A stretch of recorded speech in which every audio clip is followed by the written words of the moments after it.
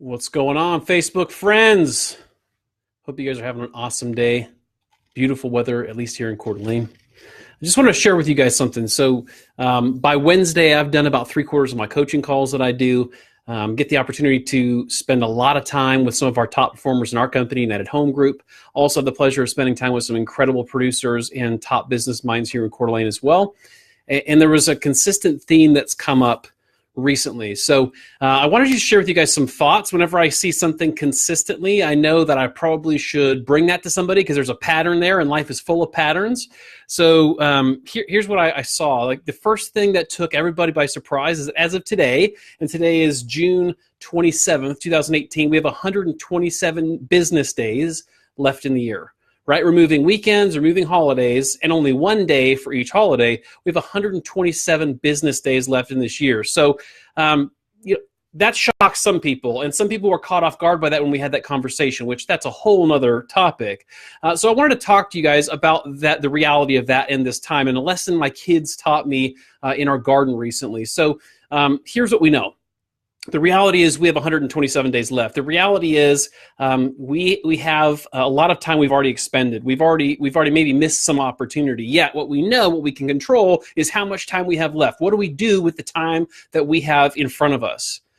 Now, that being said, what we also know is that there's some of you that are going to be on pace for your goals, whether they're personal, business, relational, I don't care what they are. Maybe it's weight loss. Maybe it's a certain number of sales in a year. It doesn't matter, but we're all at a certain level on pace for our goals, right?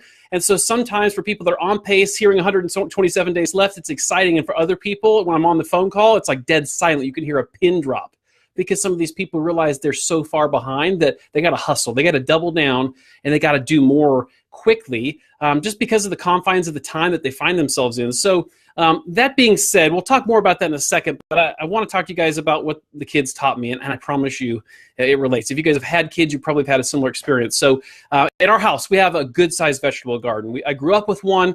That's where a lot of our food came from when I was growing up. And so by default, whatever you want to call it, we have a big vegetable garden in the backyard of our house. And what I love about that is the opportunity to walk through these processes with our kids. I have 3 boys. Now, what's interesting is for that, I'm a cheapskate. And so we start all of our plants from seed. And so what's fun about that is like every February, we get to go with the boys and we get to map out on a piece of paper what we're going to grow where and how much of each thing we're going to grow. We get to order the seeds. And then it comes time, the seeds come in, we get to plant, right? And so it was interesting as we're working with the boys and they're helping me plant. And, we get them all set up under the grow lights. And the boys are so excited. Like they're so excited. They'll go to the garage daily to check to see, has that little plant come through the dirt yet? Do they see any benefit from the work they put in? And it's funny to watch these kids because without the context of life and the experience so far, they get really frustrated and disappointed because they feel like they should have seen a return faster than they were. Like for, in their words, hard work that they did, they were expecting to see something come of it sooner. Now, what's interesting about that is we've kind of become a Pop-Tart society, right? And this, I promise this ties into any goal that you have for yourself. Like we are so impatient for results. And what the kids are teaching me is that we have to have patience in that process. We have to give things time to show up, right? Cody Gibson, the guy that runs our team, guy that I get the pleasure of being in business with, he says this all the time. He's a fitness fanatic freak guy, whatever you want to call it. But this is what he says. You don't get to get 6-pack abs by going to the gym one day, right? And we all want to show up that one day and just have it happen and be done with it. Yet the reality is it takes a long time of staying incredibly consistent to get there. Now, back to the garden. So all of a sudden, we finally start to see some seeds sprout. But the other thing we didn't see was that all of the seeds sprouted. Like you understand, if you've ever gardened, the germination rate, not everything you sow or not everything you plant do you reap a harvest from.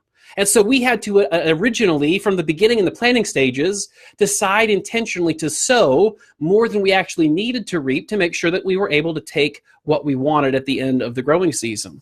Right? So there was another lesson for them is that we have to plan it out ahead of time. We have to map it out. We have to understand that not everything we do is going to produce a tangible result.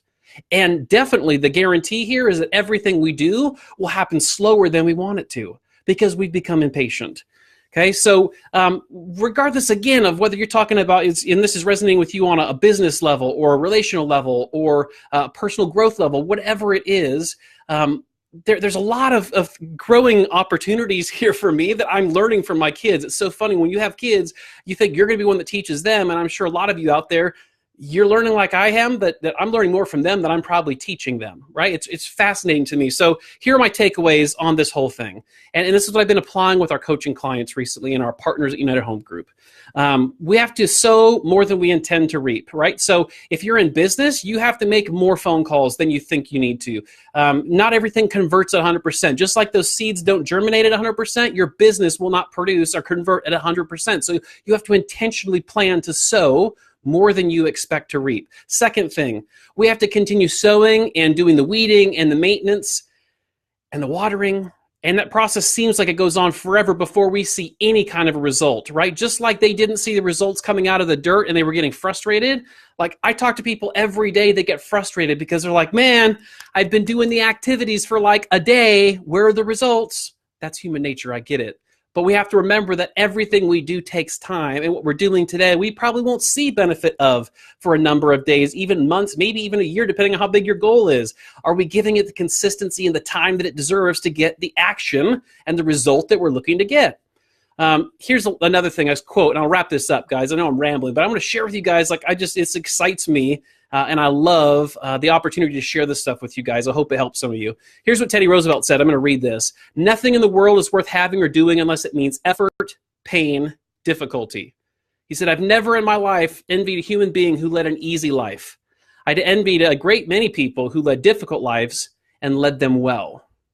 Another quote says this, when we do only in life what's easy, life gets hard. Yet when we choose to purposely do those things in life that are hard, our life gets easy. So I just want to encourage you guys, as you're at the over halfway point, you're looking at this year, look at 127 days left to make it count, like 127, and that's not including your vacations or time off or anything like that. So we don't have a ton of days left in this year, and yet there's plenty of opportunity to catch back up on your goals, whether it's personal, professional, business, doesn't matter what it is. There's plenty of opportunity to catch back on. The goal and the trick here, and what I'm having all of our people do, and I want to encourage you to do too, regardless of what your goal is, you have to stop. Like, this is halftime of the game.